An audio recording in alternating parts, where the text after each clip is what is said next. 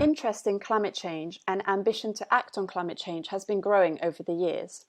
And in fact, we've seen a shift in the language which is being used in the UK, which was dominated by terms such as climate crisis between 2006 and 2009, to an explosion of the use of climate emergency since late 2018.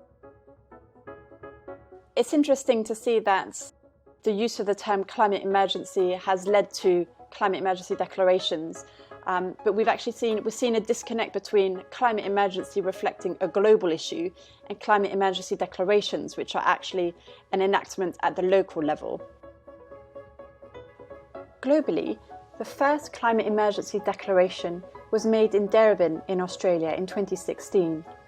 In the UK, the first climate emergency declarations were made back in 2018, with the first being in Bristol.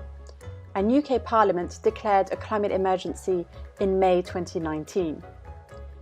There is strong, vibrant and broad-based support for climate action at the local level in the UK.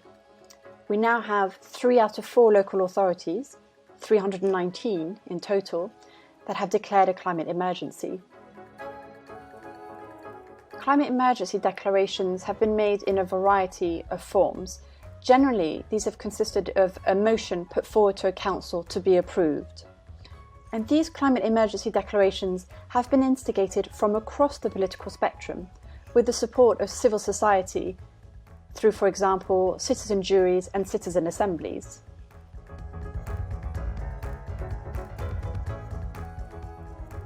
And what we found is that there are actually 4 ways in which local governments came about declaring their emergencies.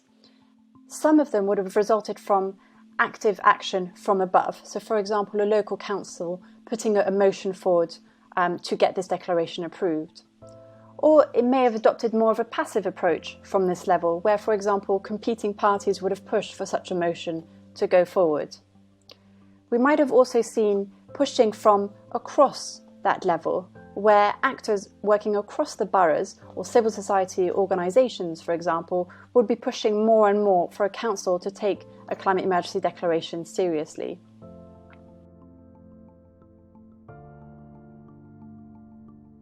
And we may also see a 4th way in which these declarations come about, which is where local authorities or boroughs may adopt more of a competitive approach and want to declare a climate emergency to work alongside their neighbouring authorities.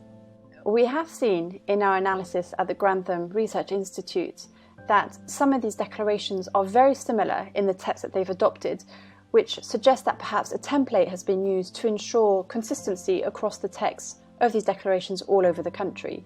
We also looked into the motivations for these declarations being made, and we found that, again, there were 4 motivations for declaring a climate emergency.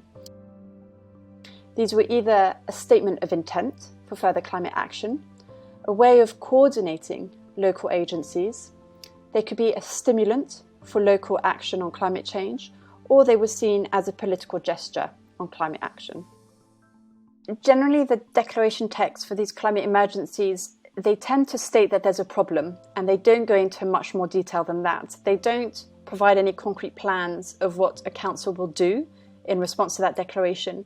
The declaration by some people has been seen as a bit of a symbolic gesture, but they do mean then that a number of local authorities are on an even footing, and they're all stating as part of this general narrative that we need to declare a climate emergency, we recognise that this is a problem and we're going to do something about it.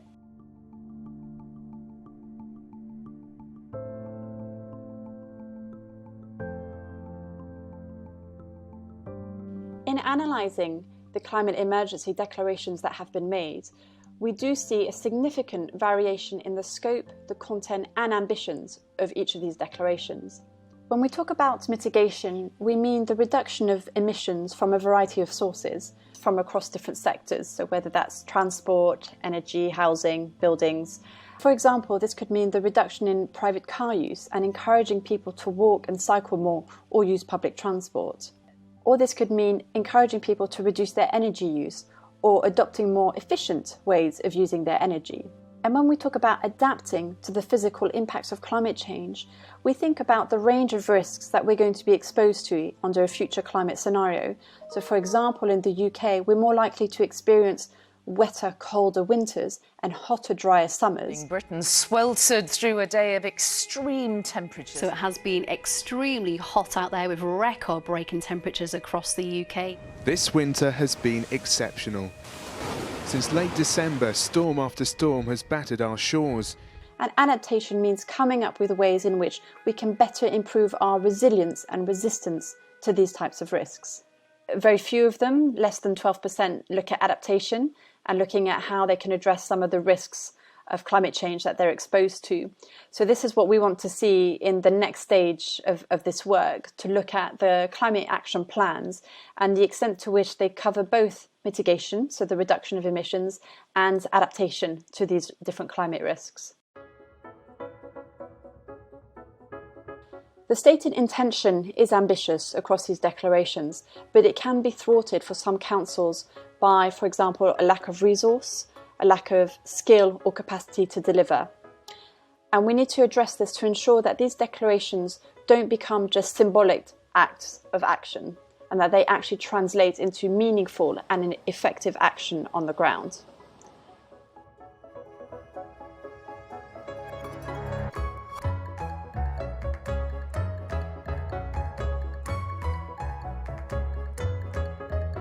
In the event, we'll want to explore the range of resources that are required to deliver on the declarations, and also understand better the complexities surrounding this. And as part of the discussions, we're hoping to explore in more depth how to rebalance efforts on mitigation and adaptation in the declarations and any resulting climate action targets. Looking ahead, when it comes to the implementation of the climate emergency declarations and any resulting climate action plans, the next stage involves ensuring that the mandate established by local councils does translate into ambitious and effective action on the ground.